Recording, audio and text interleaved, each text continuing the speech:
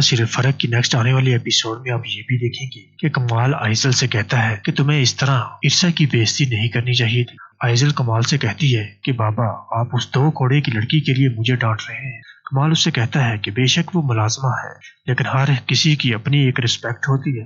اگر اس نے تمہاری چیز کو ہاتھ لگا ہی لیا تھا تو اس بات سے کیا فرق پڑتا ہے؟ آئزل اس سے کہتی ہے کہ آپ کو فرق نہیں پڑتا ہوگا، لیکن مجھے فرق پڑتا ہے۔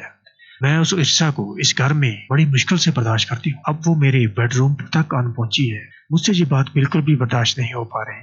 آئندہ کے بعد وہ لڑکی مجھے اس گھر میں نظر نہ آئے۔ اگر وہ آپ کے ڈرائیور کی بیٹی ہے تو اس کا اس گھر میں کیا کام ہے؟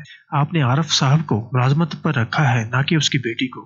اس لیے آپ عارف صاحب کو صاف صاف کہہ دیں کہ آئندہ کے بعد عرصہ ہمارے گھر پر نہیں آئے گی، ورنہ میں اسے اس سے بھی زیادہ ذلیل کروں گی اور اس گھر سے ہمیشہ کے لیے چلتا بنوں گی۔ بیٹی کا اس طرح کا رویہ دیکھ کر کمال اس بات پر سوچنے پر مجبور ہو جاتا ہے کہ اس کی بیٹی کا مستقبل کیا ہوگا۔ اگلے سین میں آپ یہ بھی دیکھیں گے کہ عارف کمال کے آفس میں جاتا ہے اور اسے کہتا ہے کہ صاحب جی، ساری زندگی میں نے آپ کی خدمت کی ہے۔ میں یہ بات جانتا ہوں کہ میں نے یہ ساری خدمت بلا معاوضہ نہیں کی ہے، لیکن ذاتی طور پر آپ سے کبھی بھی کچھ نہیں مانگا۔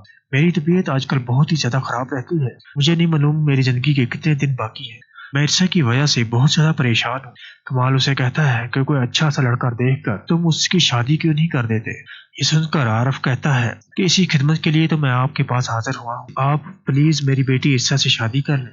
یہ سن کر کہتا ہے کمال